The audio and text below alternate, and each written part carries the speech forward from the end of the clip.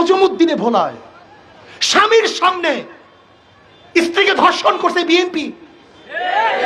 স্বামীকে বেঁধে রেখে স্ত্রীকে ধর্ষণ করছে বিএনপি। চাঁদা না দেওয়ার কারণে মার সামনে থেকে যুবক সন্তানকে তুলে নিয়ে হত্যা করছে বিএনপি। প্রতিদিন খবর আসতেছে এই সার কারখানায় হামলা চালিয়েছে বিএনপি।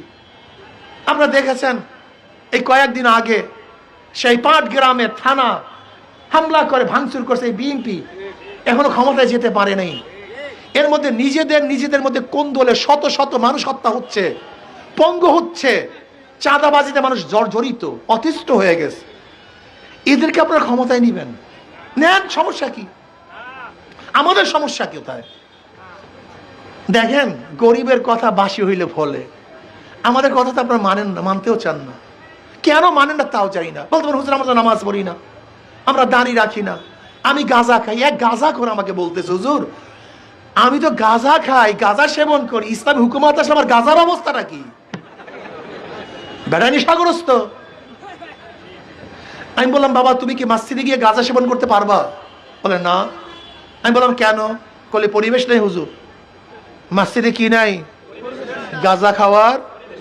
আমি বললাম ইসলামী হুকুমত আসলে গোটা বাংলাদেশটাই মসজিদের পরিবেশ হয়ে যাবে, সেখানে তুমি নিজেই গাঁজা সেবন করতে পারবে না। বিশ্বাস হয় না? না, আপনাদের বিশ্বাস হয়নি। আচ্ছা এখানে যারা দাঁড়ানো আছেন কেউ কি ধূমপান করেন না? একজনও নাই ধূমপান করার মতো লোক এখানে। এখন ধূমপান করেন না কেন? কথা বলেন না কেন? আচ্ছা আপনি কসম করে বলেন আপনি ধূমপান করেন, কিন্তু এই মাজলিসে আসার পরে আপনার কি একবার মনে চাইছে একটা বিড়ি ধরায়? কারণটা কি বলেন?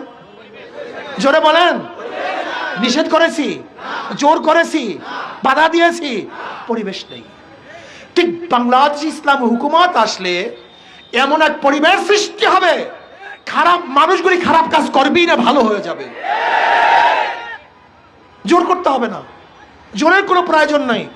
লা ইকরাহা ফিদ্দীন, ইসলামের মধ্যে বাড়াবাড়ি নেই, কোনো বাড়াবাড়ি নেই। এই মিয়া আপনি মসজিদে যান, ইমাম সাহেব দাড়িওয়ালা, আপনার দাড়ি ছাড়া, আমরা কি ইমাম সাহেব বলছে যে দাড়ি ছাড়া কেউ ঢুকতে পারবে না? যদি মসজিদের ইমামকে আপনি